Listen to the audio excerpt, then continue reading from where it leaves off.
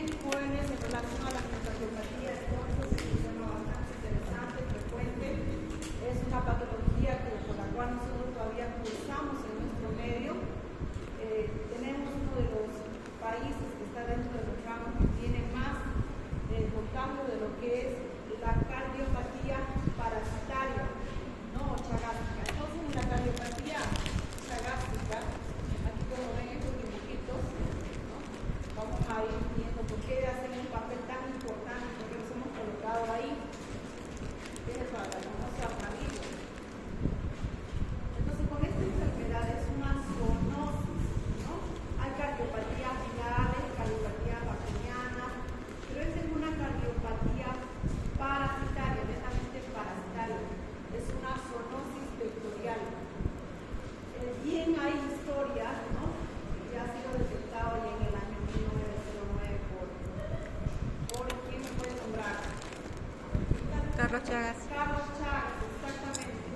Entonces, va viendo una historia mucho más antes donde han llegado a hacer un cultivo de la sangre de las momias que han encontrado en las áreas rurales de Chile, Perú, y un PCR serológico han encontrado los peces de la Soma Cruz.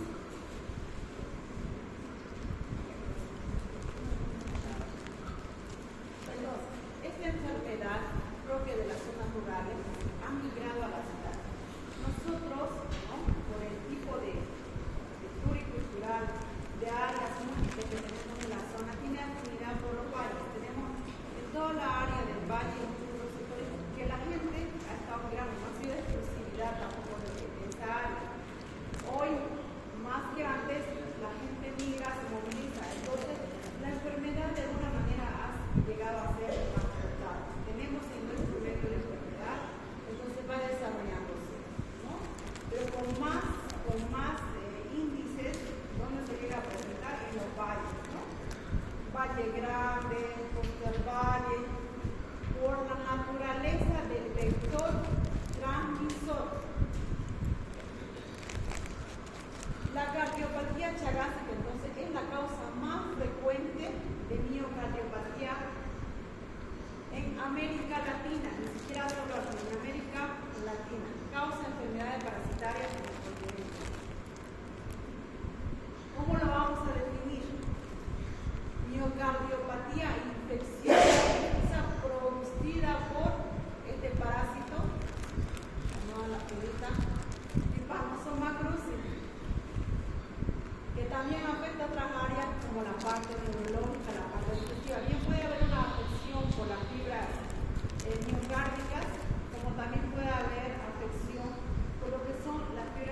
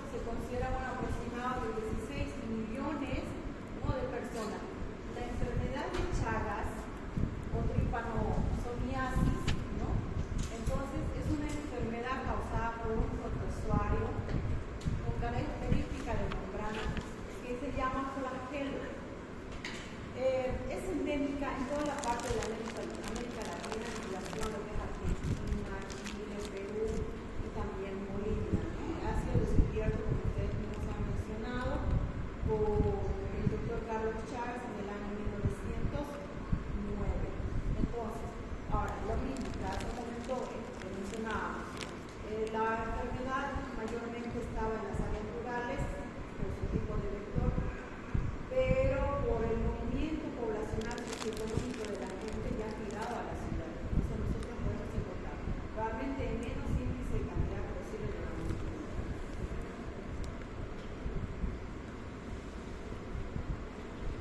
Reservorio natural. Este cuchillo lo comemos o lo comen. El famoso armadillo, que es el reservorio natural, vive en nuestro organismo, no deja hacer daño, para nosotros sí. La comadreja o la zarigüeya también es un vector natural de este parásito. Ahora, ¿cuál es el transmisor? Es la lechuga. Bien, dentro de lo que es el origen de la biología, entonces el hombre se contagia a través de un insecto, ¿no? De orquídeo, de la cual hay varias clases en la región del área, ¿no? Existen más de 100 especies, pero de esas son 4 las que son las más frecuentes, y en la que más infecta en nuestro medio es el Triatoma infectans. Pero también hay la sórdida, hay la pseudomaculada, como también hay la brasilensis. Entonces son las 4 las más frecuentes, ¿listo? Dentro de eso, entonces, inicia durante un acto de la picadura,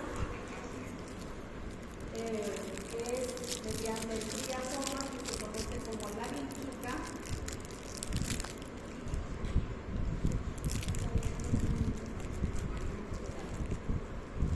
Y esta vinchuca entonces al picar estas veces ya contaminadas, entonces por la microherida de la picadura se introduce hasta lo que es el torrente sanguíneo. Dentro del torrente sanguíneo va directamente a hacer una infiltración cutánea donde hay una reproducción binaria, donde llega a perder sus flagelos, fíjense, entonces de una forma que es ya no se me ha ido contando, el tripanomastogoto, este es el que se encuentra en la materia fecal de la lechuga, entonces es inocula, llega a inocularse, a introducirse en el tejido, este se multiplica, pierde su capacidad, su característica flagelar, ¿no? Se multiplica por fusión binaria en las células del tejido, y este recién, ¿no? Fíjense, va a recircular. En la segunda fase, por si acaso en el hombre, este es en el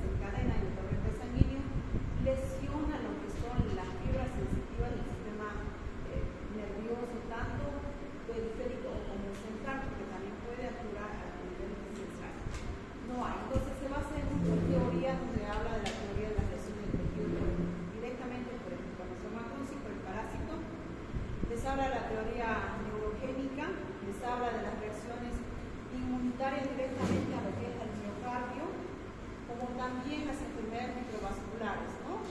Dentro de eso, bien se ha considerado que hay en relación a la parte cardíaca micronecrosis varias acumulativas que pueden lesionar las paredes del miocardio. Entonces dice, la teoría en la actualidad ha ganado mayor aceptación en lo que se pone por las descargas periódicas del antígeno en la circulación, antígeno anticuerpo. ¿Listo? Va más que todo a señalar y apuntar que se puede tratar de un proceso netamente inflamatorio crónico.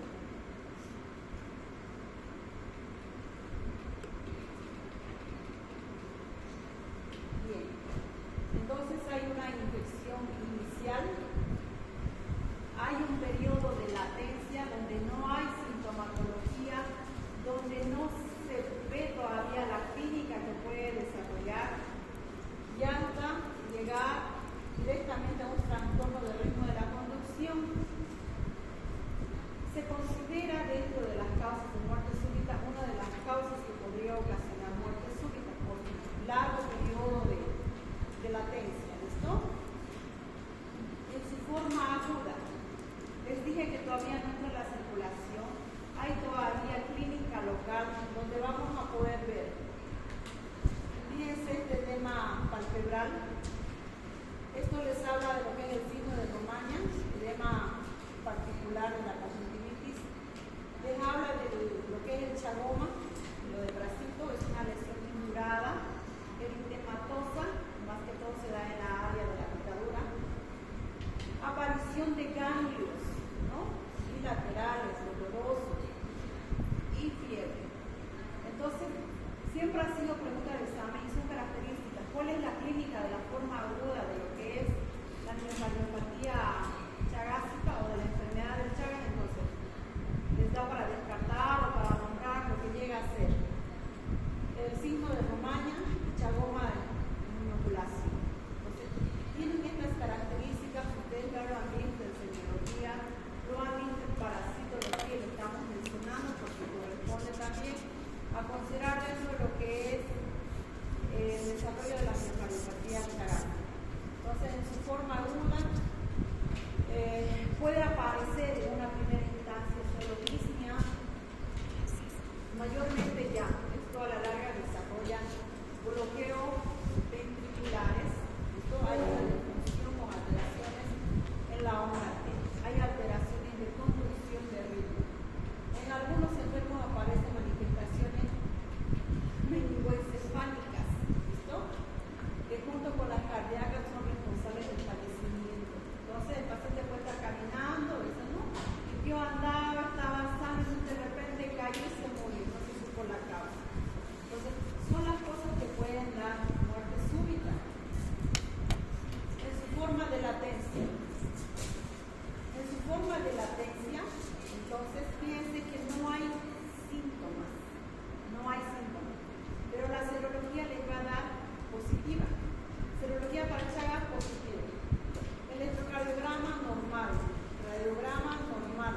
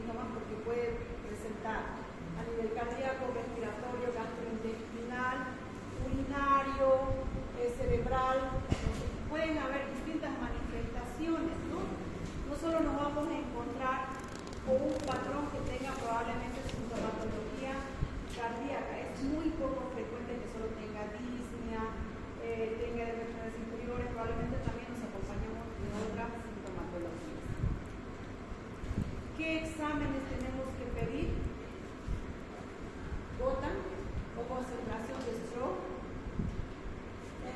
magnetización indirecta o el high, conjugación de complemento, inmunofluorescencia test de ISA, le da un 99% de especificidad, tanto como lo que es el high o la magnetización indirecta, ¿no?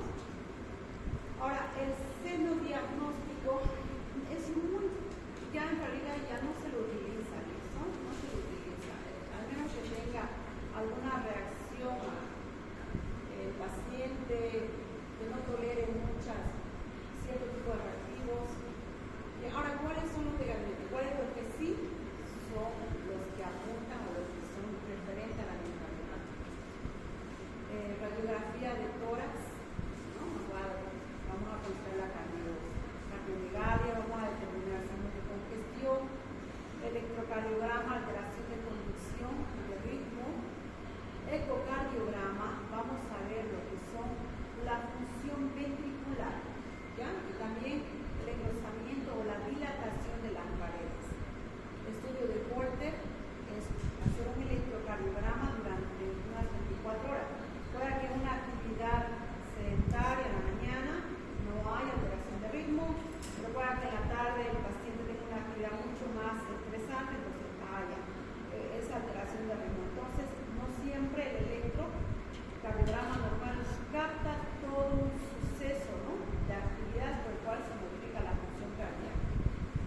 Prueba de ergometría o función de esfuerzo, el patológico que no hacemos, o sea, tendría que hacer la biopsia de ergometría, pero no se hace porque tenemos otro de gabinete que podemos elaborar.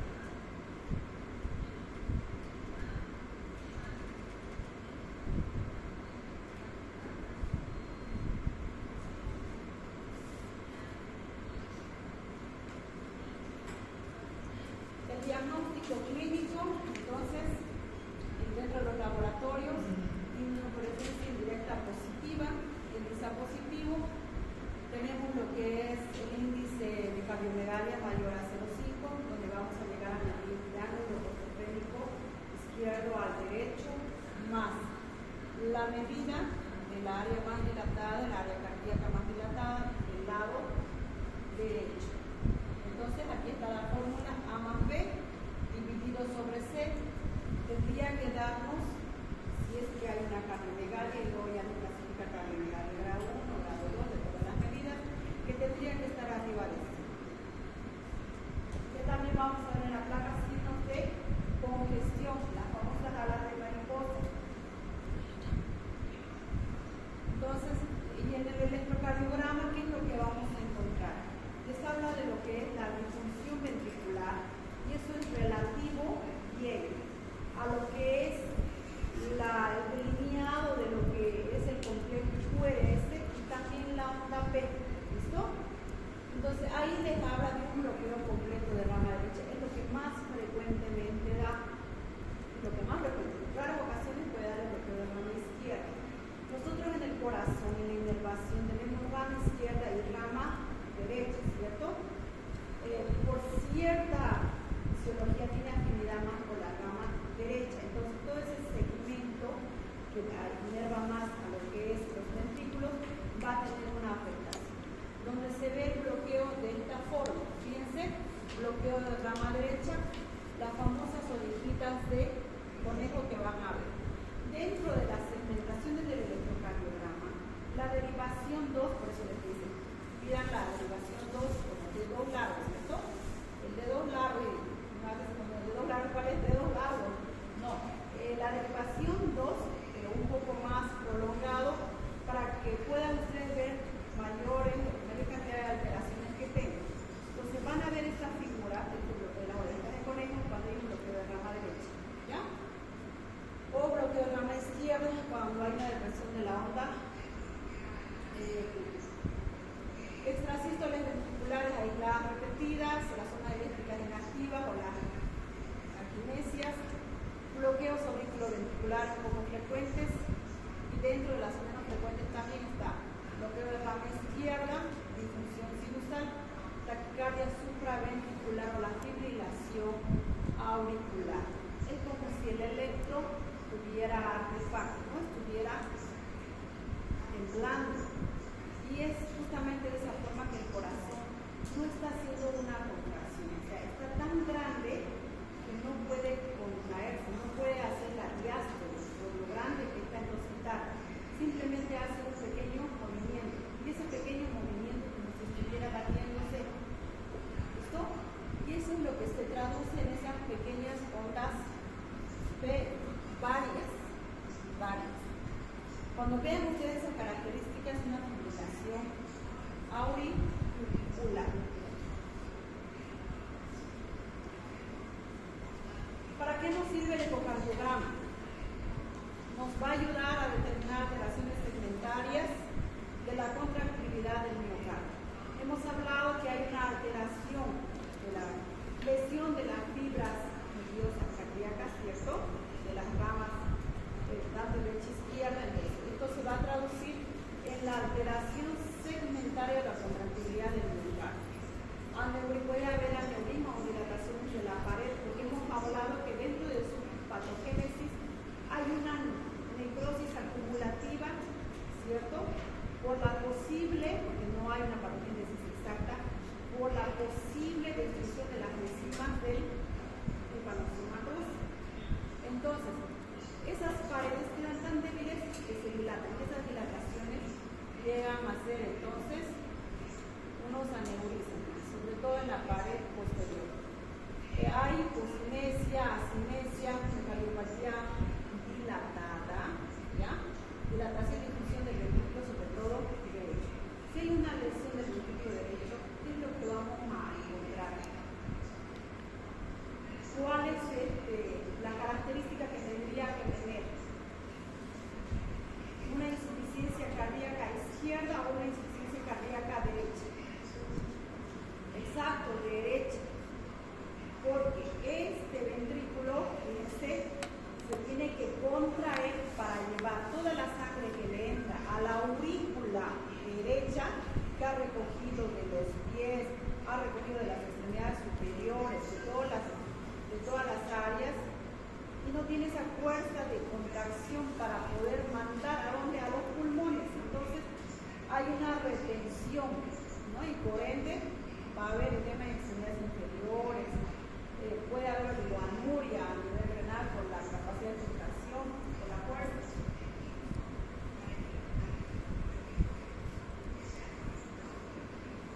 Habíamos mencionado como un laboratorio de uso ya poco frecuente en el diagnóstico, que se trata de un cultivo. ¿Qué es lo que hace? Agarran a una chuca, se colocan al brazo a cualquier parte de la extremidad y le sellan, ¿listo? Y una vez que chupa sangrecita, entonces lo mandan a cuidar a la famosa bichuquita dentro de su intestino, que está haciendo un ciclo de vida, ¿cierto? Se está cultivando. Entonces extrae sangre, pues es positivo, entonces es positivo. Ahora vamos a verlo de manera más técnica. El diagnóstico es un cultivo, consiste en la demostración del parásito en las heces del triatoma puesto a picar sobre los individuos infectados, hallándose el parásito en casi todos los casos agudos, en un 30% de los crónicos. ¿Listo? Bien, las heces o extraen sangre, digamos nosotros. Antes era uno de los exámenes, antes de que las teorías se desarrollen en esta capacidad general, era uno de los exámenes que se utilizaba. Bien, entonces, fíjense, alteración de la conducción seguida de un lateo de ¿ya?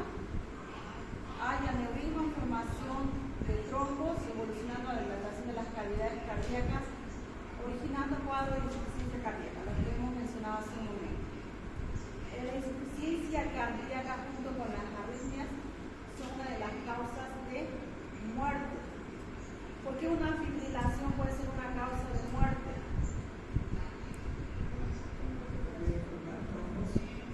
Está formando trombos, no tiene la capacidad de contracción total, simplemente la sangre hace una rémola dentro de las cavidades ventriculares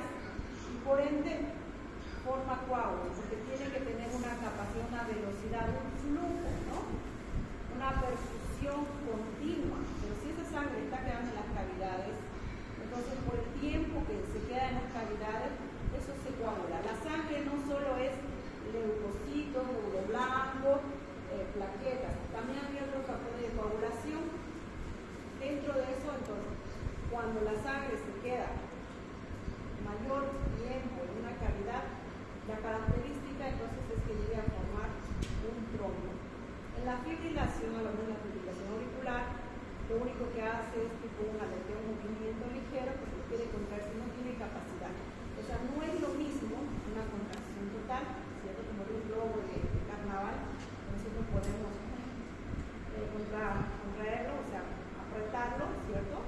Sabe todo el agua que tiene, está con agua. A apretar una pelota de cuero, no hay, ¿cierto? Una de tenis, no hay, no podemos llegar así a porque la pared no es delgada, o es demasiado grande. Entonces, por el tiempo que la sangre se queda en la cavidad, forma trombo. Ahí entonces nos habla de la muerte súbita, porque ese trombo puede circular bien a pulmón, puede circular a las arterias coronarias, y por ende, muerte súbita, por tromboembolismo o por coronariopatía isquémica. Ahí hay un pequeño resumen de lo que es la miocardiopatía chagásica crónica, cuando es un grado 1, grado 2, grado 3. La característica de todas estas es que la serología en todas es positiva, ¿ya? En un grado 1 no hay clínica, no hay repercusión de una dilatación cardíaca, y en un grado 2, fíjense, ya va cambiándonos, si hay alteración en el electrocardiograma, y en el 3 hay clínica, alteración del cardiograma, y también hay alteración de la serología, ¿cierto? Fíjense, cada vez cuando llega a ser más complejo.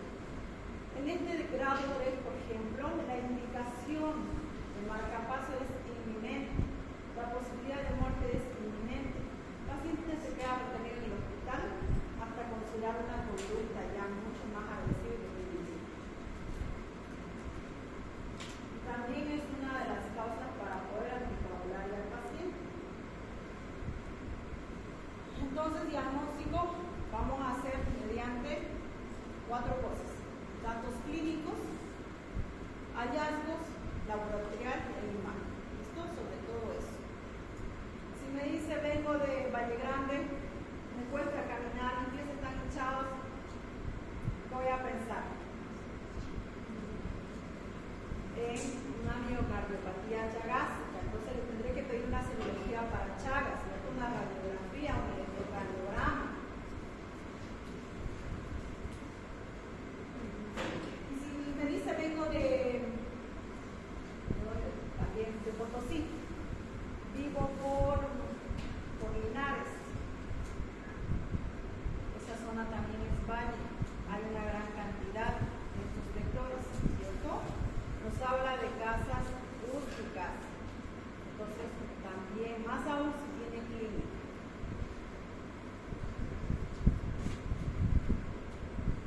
¿Cuál es el tratamiento? ¿Listo? Un ratito, ¿eh? Vamos a recreo.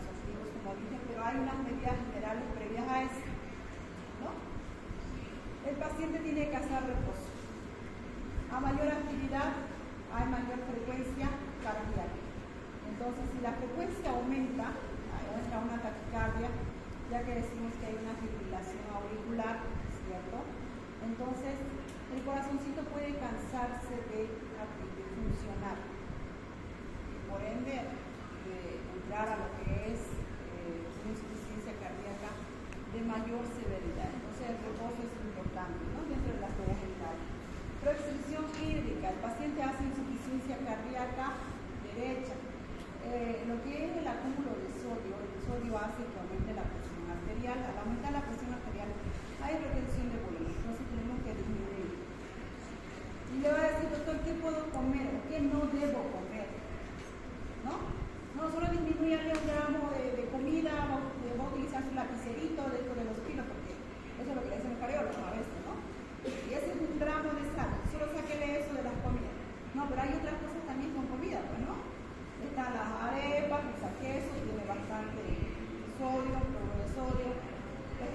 ñapés que son salados. Entonces son varias cosas a veces que nosotros tenemos que entrar ya a cosas mucho más básicas, pero que a la vez son de gran importancia. El consumo de líquidos. No, yo tomo líquido, me tengo que hidratar, me han dicho que me tengo que hidratar. Bueno, en este caso no, pues no, porque estamos hablando de disminuir la cantidad de volumen. Entonces hay una restricción hídrica que se considera de 800 a 1000 días. Eso se considera desde el desayuno, la taza habitual que tenemos de desayuno es de 200 ml. El plato habitual de sopa son 200 ml, hasta ahí ya van 400. Y los otros 400 lo tenemos que dividir en distintos momentos del día, si queremos nosotros gastar volúmenes. Hospitalización, oxigenoterapia, ventilación mecánica en caso de ser necesario.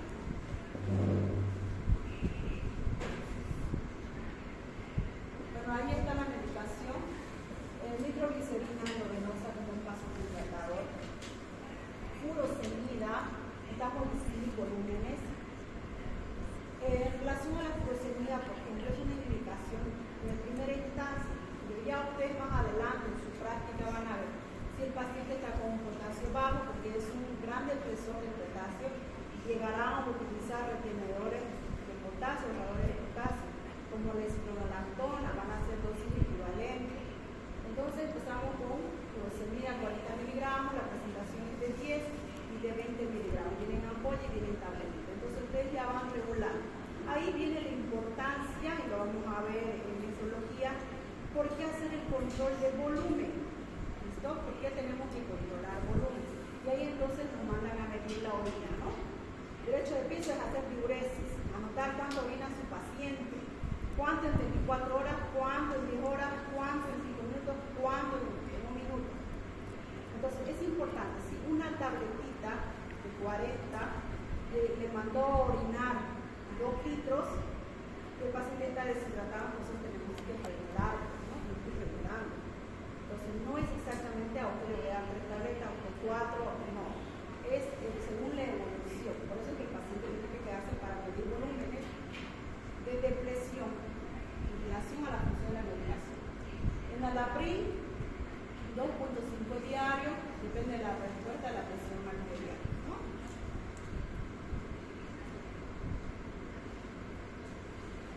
Bueno, dentro de la clase 3 está la dopamina, la glutamina.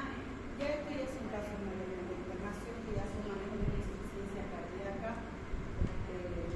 severa o de insuficiencia cardíaca descompensada, ¿no? Por miocardiopatía chagásica. Cuando el paciente está con una presión baja y nosotros necesitamos mejorarle la presión arterial. Entonces, esto mayormente son conductas de infusión, se inicia un goteo de 10 ml hora para que el paciente, una vez que tenga presión, podamos utilizar diuréticos. No podemos nosotros utilizar diuréticos en pacientes hipotensos porque lo vamos a hipotensar más. Estamos sacando de volumen. Las presiones siempre tienen que estar estables. Digitálico nos ayuda a disminuir la frecuencia cardíaca. Bien, podemos utilizar antiarrítmicos, en este caso la miocardiopatía chagásica, por el tipo de fibrilación auricular que produce, pero tenemos la otra opción que es el digital. ¿Listo? Entonces, con la digoxina, que viene una presentación de 0,25, podemos empezar con una dosis mayor hasta 0,75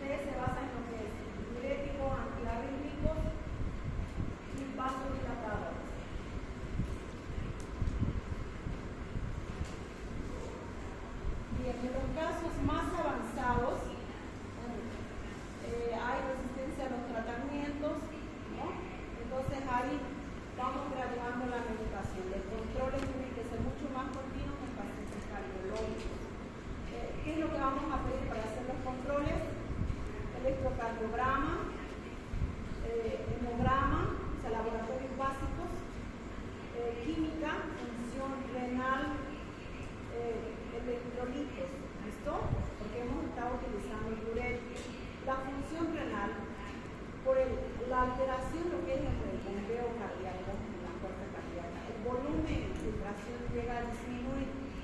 Entonces puede haber acompañándose una insuficiencia cardíaca, si no les pasa. Dentro de eso les dice que cuando hay intrasístoles puede utilizarse aldosterona, es un antiarrítmico que se utiliza sobre todo en pacientes que tienen una presión arterial normal o elevada. ¿Listo? No en pacientes que no tienen una presión baja, en pacientes con una fibrilación auricular, ya más adelante vamos a ver, de alta respuesta, de mediana respuesta o de baja respuesta. ¿Cuándo se utiliza? Cuando es de alta respuesta, cuando la riesgo, ¿no? Está descompensado. Cuando la vida está arriba de 100 por el minuto. Pero cuando está hipotenso, lo que se hace es cardioversión. ¿Listo? Se usan las paletas y ahí es que se llega a cardioversión. No cuando tiene fibrilación, no cuando tiene hipotensión. Perdón, cuando tiene hipotensión, no cuando tiene presión arterial. Cuando tiene presión arterial todavía nosotros tenemos medidas. La cardioversión es demasiado dolorosa. ¿Listo? Necesitamos después de eso todavía un buen tiempo internarlo, monitorizarlo, hacer que no tenga trombos. Y este ya es un resumen de la fase aguda. Les dice que se le puede dar estudios antiparasitarios. El venidazol es uno de los más utilizados siempre y cuando se llegue a detectar. Mayormente son hallazgos lo que se llega a encontrar en la fase aguda. Nadie le dice quiero hacer un control. Ya bueno, le haré una serología para Chagas. No es un laboratorio habitual, ¿no? Mayormente se halla cuando vienen con una patología distinta y se les pide unos estudios serológicos. Ahí es.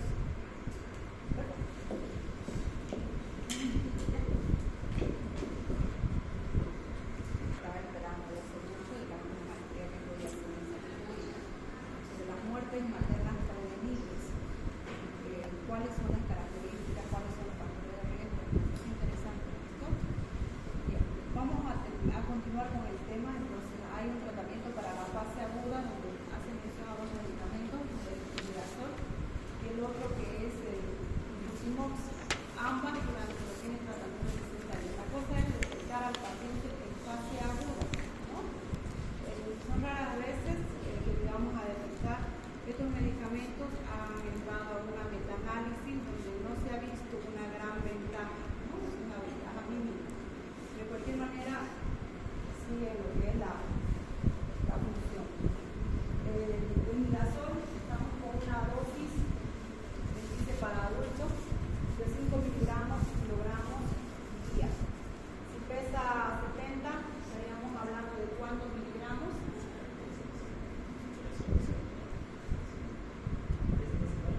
350 miligramos día, que tendría que tomar durante 60 días. ¿Ya? Pero eso nos va a dar la posibilidad de disminuir esos factores de desarrollo de la enfermedad crónica. Complicaciones: muerte súbita, arritmias relativas a lo que llega a ser el tipo ventricular, fibrilación ventricular, bloqueos, insuficiencia cardíaca hipocongestiva, meningoencefalitis, miocarditis, colon chagásico y acalasia esofágica, ¿no? La acalasia esofágica puede venir con un dolor tipo precordial y está dentro de los diagnósticos diferenciales de un árbol, ¿cierto? Hay estrechamiento donde tienen que hacer un vaciamiento, hay dilatación de las paredes del esófago, empieza a retener bastante alimento y eso empieza a producir la mayor distensión, dolor tipo precordial. Pero eso ya está dentro de las